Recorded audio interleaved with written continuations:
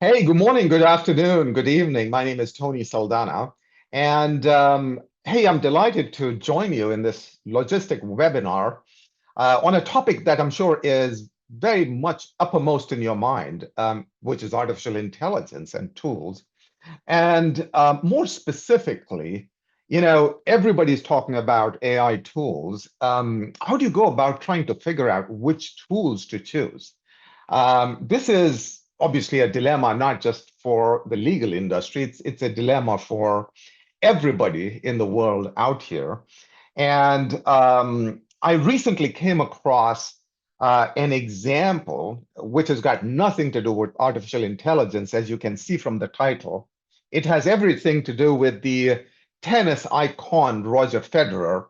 And, I figured that some of Federer's strategies might actually be applicable to choosing AI tools. And if that sounds intriguing and interesting to you, then please stay on and we can have a little bit of fun as we explore tennis, Federer, AI, and how to go about selecting the right AI tools. But before we go any further, a little bit of introduction about myself. I I'm president of Transformant, which is a small strategy company. I work with most of the Fortune 100 companies, usually providing them IT and shared services advisory.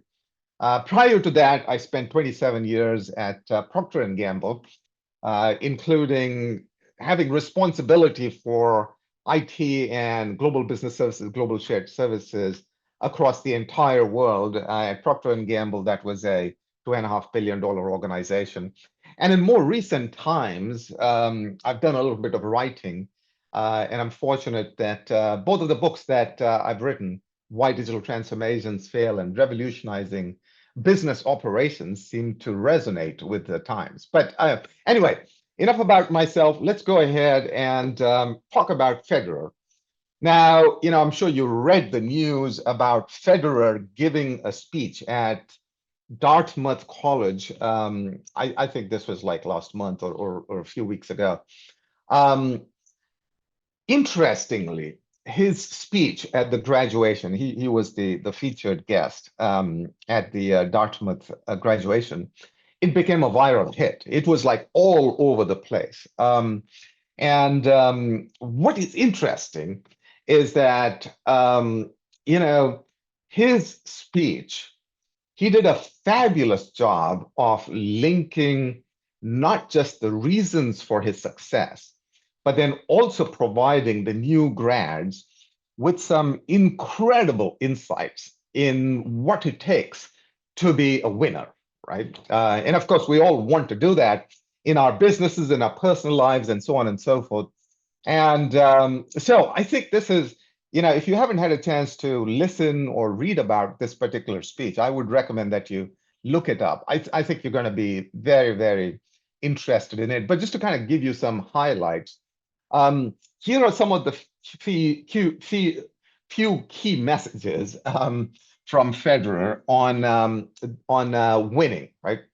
One of the things that Federer talked about is, that there is a myth about effortlessness. When we kind of think about Federer and his performance on tennis courts, the word effortless seems to come to mind. I mean, there was a period of time when he was just completely unbeatable, and he seemed to do it, without throwing a tantrum or without making big noises or whatever it is. He seemed effortless in his work. And one of the things he does is he does a good job of sharing with people that effort matters, right? Um, this is not effortless. It is about grit. It is not about having a gift that you are born with. The other thing that he talks about is imperfection. And it is on this second point where he made a statement. He said, hey, look, I when you look at all of my singles tennis matches, I probably won only 54% of the points. Okay. But the reality is that those 54% of the points ended up in me winning about 80% of all of my matches. And that's an incredible statistic, and I'm going to come back to that in just a minute, but I wanted to kind of frame this. This is probably the most important piece for the purposes of our discussion here today. Of course, Federer went beyond tennis. He talked about professional success. He says, in his own words, the world is much bigger than a tennis court. And that's true, I'm sure, of all of us as professionals. He talked about his philanthropy, which he actually, incredibly enough, he started when he was only 22 years old. He also talked about life transitions. He went from tennis player to entrepreneur to, I guess, public speaker, motivational speaker. He is multi-talented. But this change from tennis to his next career was a pretty big transition, and he talked about that. And then, of course, he talks about finding joy in the journey. But like I said, let's come back to the second, which is embracing imperfection. So the question that I have for you is, how is that really possible? How can you win only 54% of your points, and that ends up with you winning 80% of your matches? So the 4% above 50 must have been some really impactful points. It is winning at the right time in the matches, right? That's really the key here. And so as I was thinking about this, it reminded me of another topic, which is technology paradoxes. So, and we'll go deeper into this.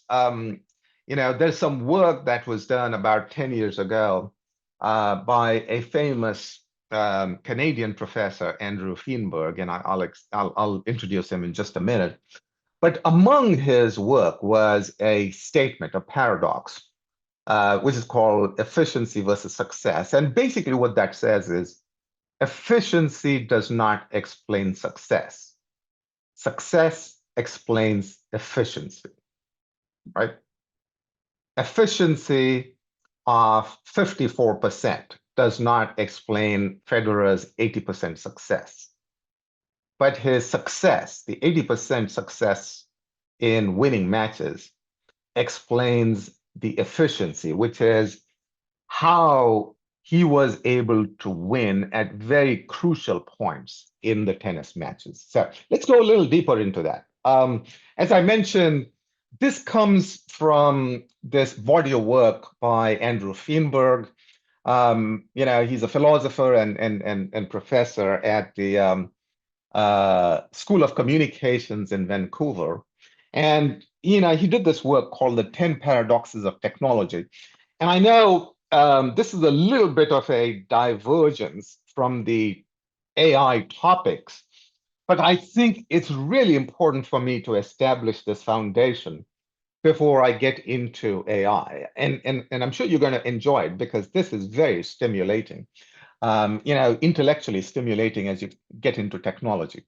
So the point there is, if we kind of go back to my original question, which is, how can you win only 54% and that translates into 80% of games? It's obviously got something to do with the paradox of efficiency versus success. That happens to be paradox number 4 in the list of 10 paradoxes by Andrew Feenberg. Now, again, I'm not going to go deep into this, but like I said, this is fascinating. I'll give you just a few examples. The first of his paradox about technology, and all of this is about technology, okay? The first is the paradox of the parts and the whole. In technology, it's very hard for us to separate the parts from the complex whole. So the best way to kind of think about this is, do birds fly because they have wings, or do they have wings because they fly? Let's take some examples.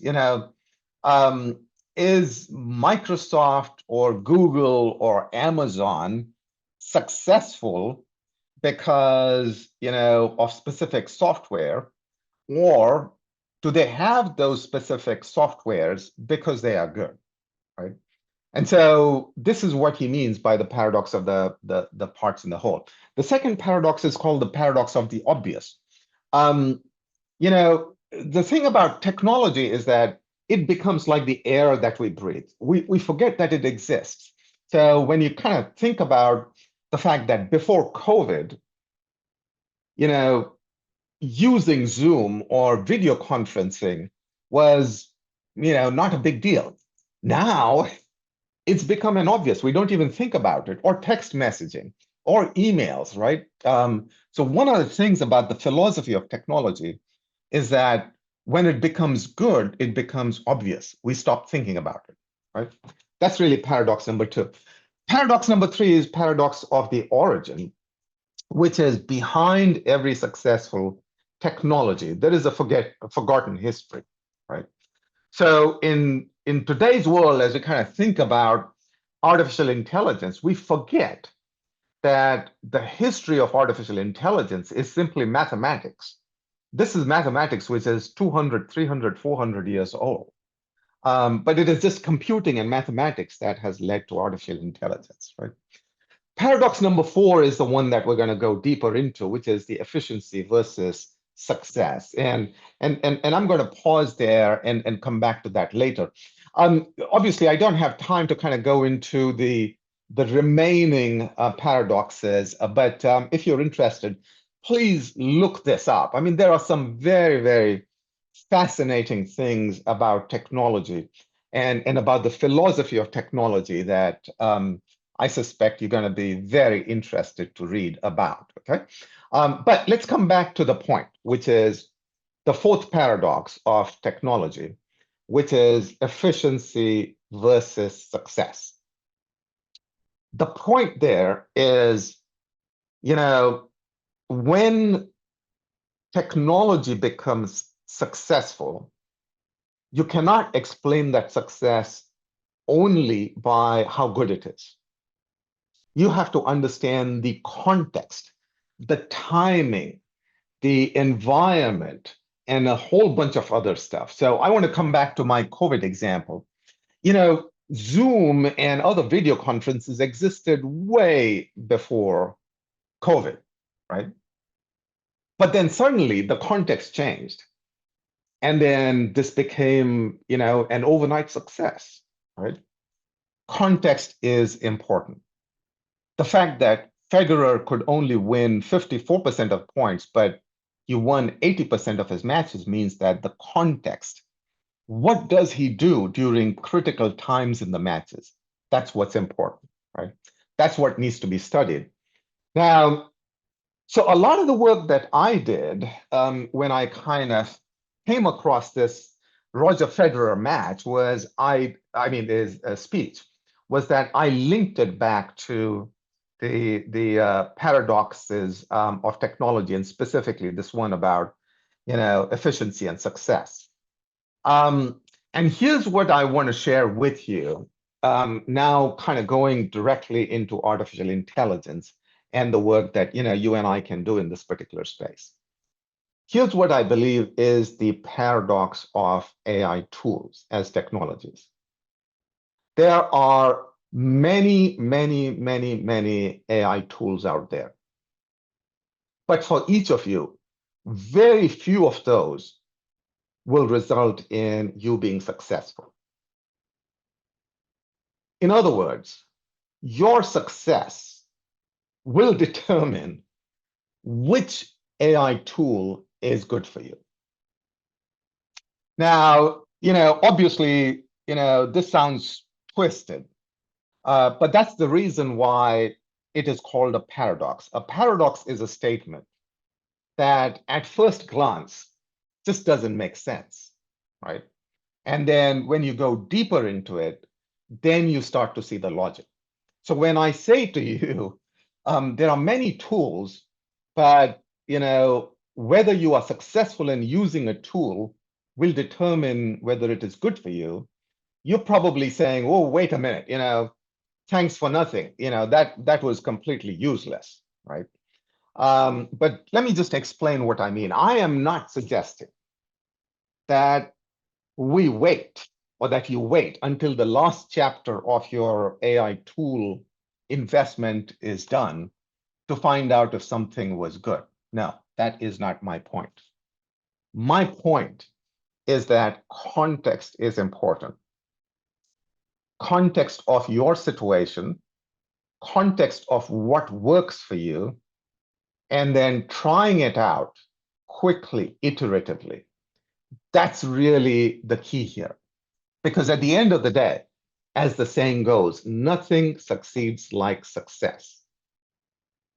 So my guidance to you when it comes to AI tools in the legal field is that find ways to be successful in small, quick ways. That is success. And then nothing succeeds like success. It's going to get bigger and bigger and bigger as you put more and more emphasis on it.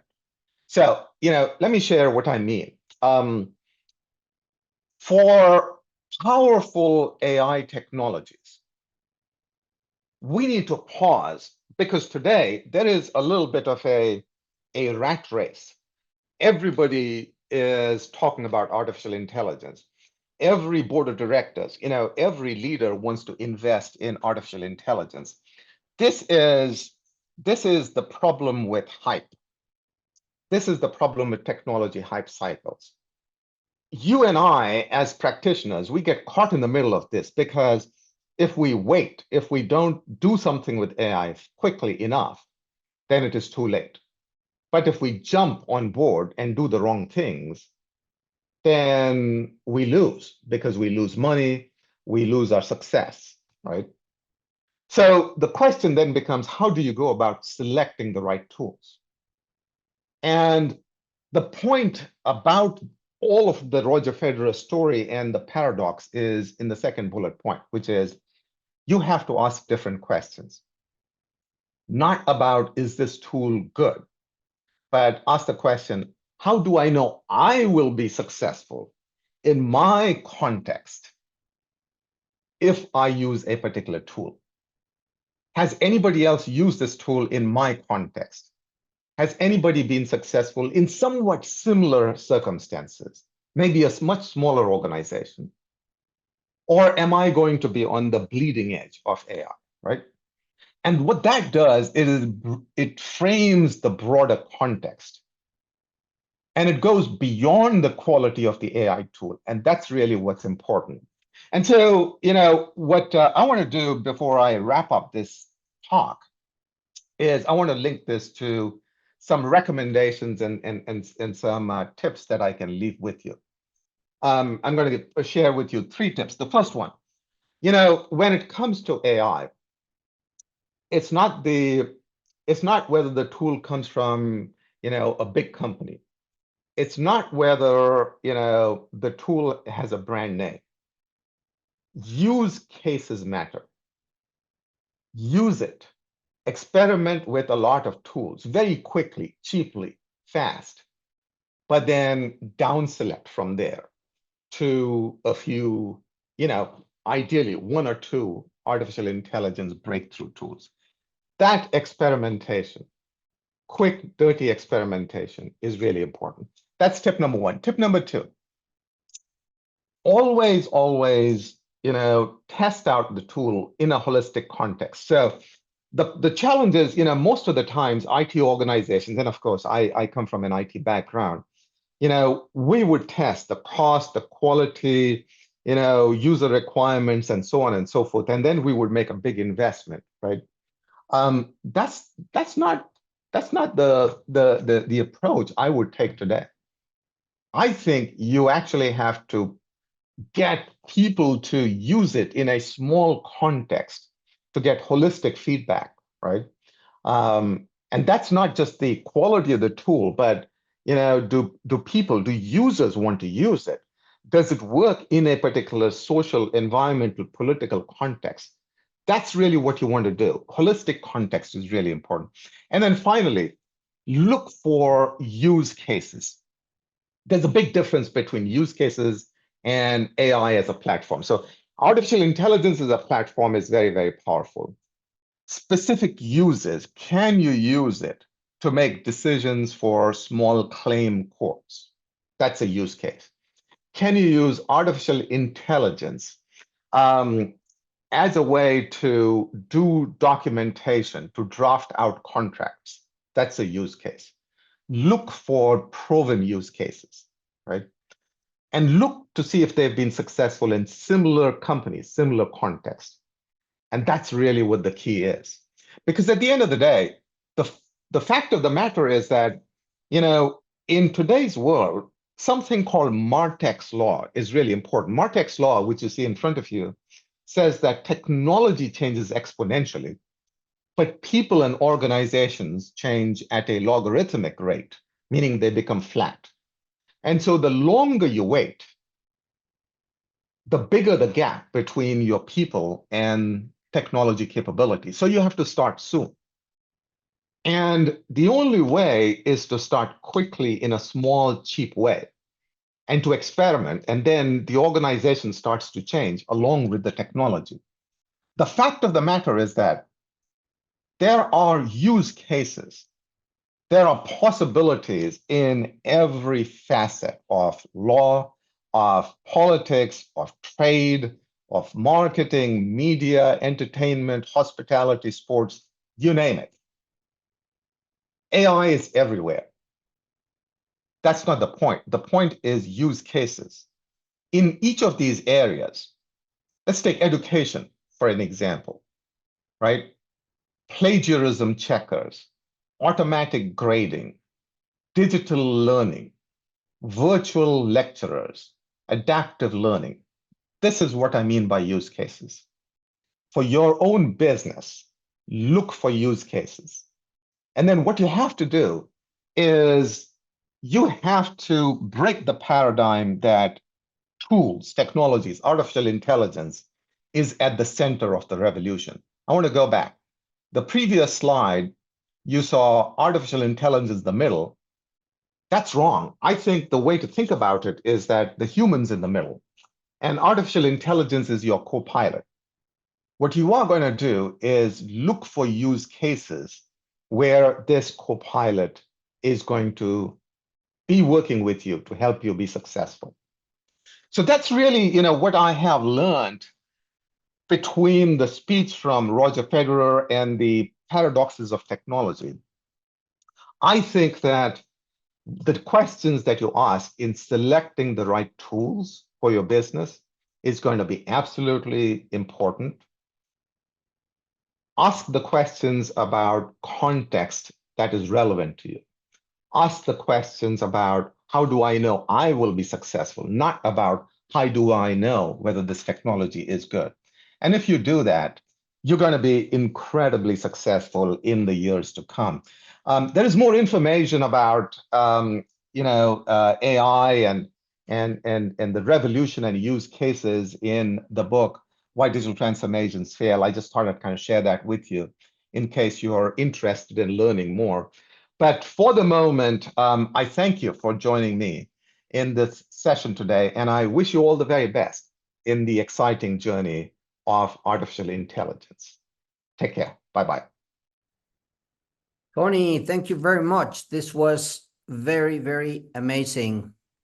As usual with you, there's always lots to learn. And one of the questions that I have for you now is, and this has been kind of touched upon your presentation today, but what is the perception that you have, not only in the legal world, but in general? Obviously, a lot of our audience is going to be in the legal industry, but what's happening with any profession that is not being fully aware of the opportunities of this AI new world, because it is going to be a new world, and what may have happened to the relevance of those professions that are not jumping onto these opportunities and technologies?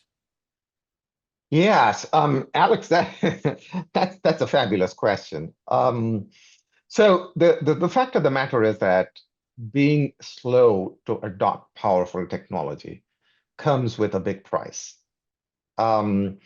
And typically what happens is within an industry, there will always be, the early adopters of technology. And then, then you'll have the laggards and, everybody else in the middle. So here's what I see happening in the legal world and then also in some other areas. I see an incredible passion in a small percentage of people within the industry to do something about AI. These are the legal tech firms. These are the companies that are quickly jumping on the technology to do stuff, right? There are some incredible stories of both companies and government agencies that have jumped on legal tech in particular. I mean, in previous seminars, I talked about how, small claims courts in China are being handled by AI judges, right? Or, even in the US, United States, how, some of the more routine decisions, including taking notes in the court or even advising the judges on what the law says, these kind of capabilities are being available through AI tools. In the nonprofit world, there are, free legal advisors that are AI robots that are available. So these are examples of early adopters. My big concern, and which goes to the question that you're asking, is what happens if we don't jump on this quickly enough? My big fear is that the same thing that happened to the media world, to the newspaper world, to the TV world is going to happen, to the people that are not jumping enough into this. As in the media world, newspapers almost got wiped out because they were not quick enough to the journey. Many movie studios had to, basically fall down or get, bought over by somebody else or, whatever it is, as Netflix and then now Apple and then Hulu and Disney and everybody else, kind of got into the game. That's the risk. That has happened in the past in many industries. The retail industry got decimated because they were slow to adopt with the coming of Amazon. And that's the risk of not being timely in adopting to new technologies. And the other thing that I was wondering is there's, well, at least in Mexico, there's a very large percent, probably 60, 70% of the law firms, which are very small, just maybe a handful of lawyers. And then there's the huge international firms.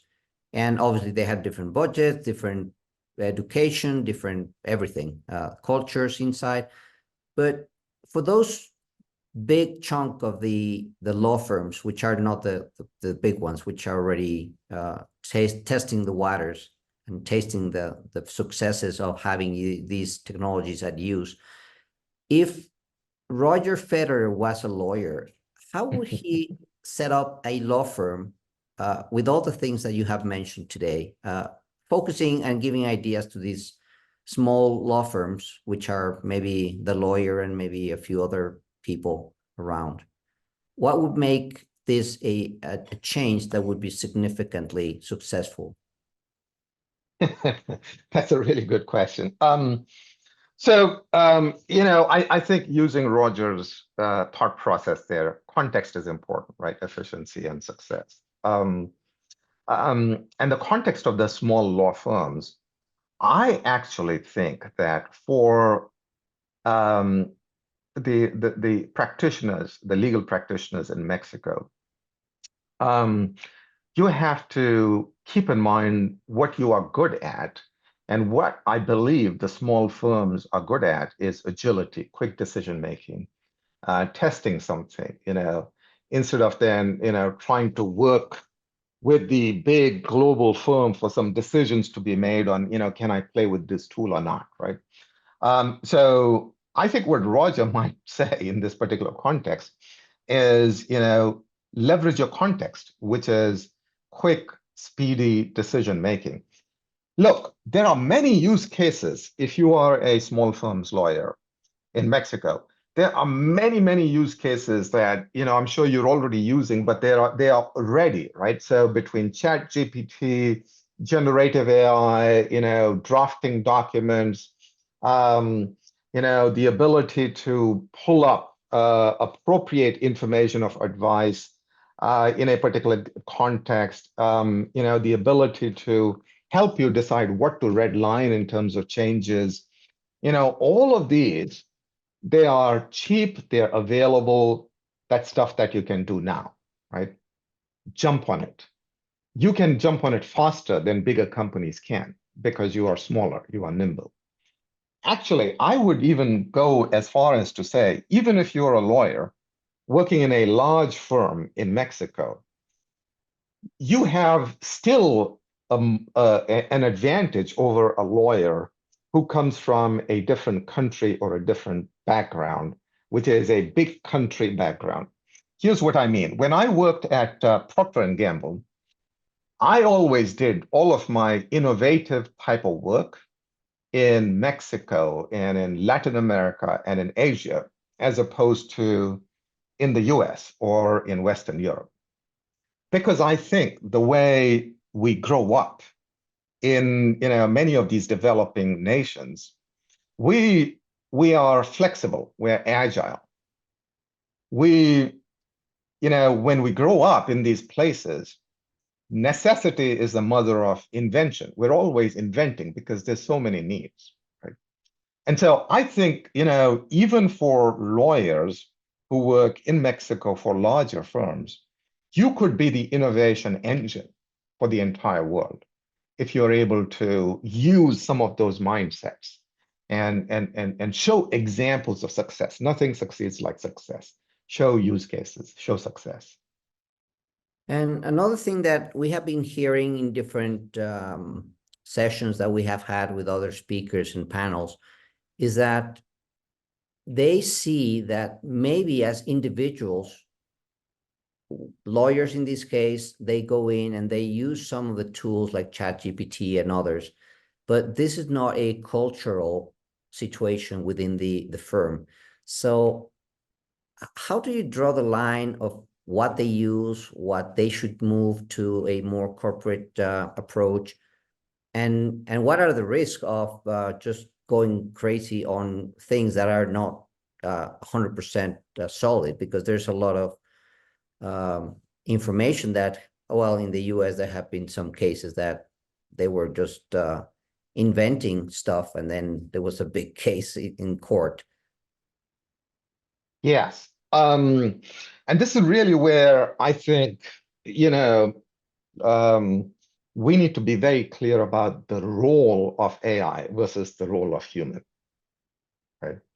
So, in the webinar, I talked about in the diagram how, putting AI in the center, we need to put the human in the center. And the AI needs to become the co-pilot of the human, right? So many of the cases where, people relied too much on AI, and then AI is, to be very, very clear, AI is still developing, and there will be many, many instances that AI is incorrect or inaccurate. The way to kind of think about it is that, if AI is the co-pilot, we are still in control. So use it as a co-pilot to make your job easier, but don't use it to make final decisions that are very risky, right? Or even medium risky. I mean, just don't do that, right? Don't put the co-pilot, which is a tool, in the decision maker space. Keep the human in the decision maker space. And if you take that, approach, you can, there's so much stuff that you can do. So I will give you some examples. When I was writing my book, I mean, obviously, ChatGPT was not available, but later on, as the book came out and I started to, do Q&A and, write articles and things like that, I found that if I asked ChatGPT, a question that gave me context about what is the nature of the industry. It was very helpful because instead of me spending time on the internet researching for like 3 hours about the context of a given industry, ChatGPT, if I was good enough to ask the question correctly, it would give me the right answers, right? And then, of course, I always took that as raw material, and I always changed it, and I always owned it. And I think that is really, really important, right? That final ownership needs to be with humans. So that kind of comes to the point about the risk. Now, the other question you asked, Alex, was about culture. Look, the fact of the matter is that whenever there are major changes in technology in the world around us, the only way to drive change is through the tipping point theory, which is in a company's culture. 1, 2, 5, 10, 100 people start to act a certain way. And then before you know it, that becomes the predominant culture, and you reach that tipping point when the company culture changes. So a lot of people, I'm sure this is true of a lot of lawyers, they would say, that's not the culture in my company. But my advice to them is, that's fine. You have to understand that during times of change, it is individuals like you that start to change the culture by acting differently. And then others see you and they get influenced and, so on and so forth. That's the only way I know to change culture in a company. Very good, Tony, as usual. Very, very in-depth information from your experience of many, many years in Procter and other companies. And I know that you have been writing those books, which are amazing. We have had the fortune of having them. And that was a visionary's work of just showing the people what to look for and try to avoid some other mistakes that some other people have done already, which is stepping stones for advancement and this digital transformation. Would there be anything that you would like to add on the legal transformation and digital transformation that may be a little thing that you may notice? I know it's a weird question, but you know what I mean. Yeah, I do. It is a real good question. And as you know, Alex, I have a little more than a little interest and background in law because my sister is a judge in India. I have 3 or 4 nephews and nieces that are lawyers. And so we've had the opportunity of many conversations here. I would add one other final comment. The fact of the matter is that when it comes to the legal practice, what we need to understand is that it is, among all industries, one of the fastest disrupting industries. I was surprised when I learned about that. There are some industries where everybody knows AI is transforming it. Yeah, so when it comes to like retail or when it comes to media or entertainment and all that kind of stuff, it's like, yes, everybody knows that. Supply chain, yes, everybody knows that. But there are some hidden industries that are sleepers, and AI, legal is one of them. And when I talk to my relatives, the examples that I have seen of how, not just the writing of the law, even, governmental writing of the law, the court systems, the corporate jobs of counsel, and how you now have use cases that literally touch every aspect of this. I think the legal industry is one of those sleeper industries, which is changing faster than most practitioners realize. And the fact of the matter is that it is people that know AI and use AI, they will disrupt the people that don't use AI. I don't think AI is a threat. I think it is the people that use lawyers that use AI will be the threat to lawyers that don't use AI. So that would be the final thought I would leave with you all. Thank you, Tony. Thank you for planting these seeds, and we really hope that a lot of people make them germinate and just see that growing in their own practices and in their law firms. And well, again, thank you much more for your time, and we will be sharing this long and wide, and hoping as usual to get all these experiences from professionals in the world just to be shared with other people that sometimes they don't have this kind of information in this clarity and this precision. So thank you very much. We will end the session here, and as usual, Tony, big hugs and great seeing you again. Oh, thank you very much, Alex. This is always a pleasure. Good to see you again. Thank you.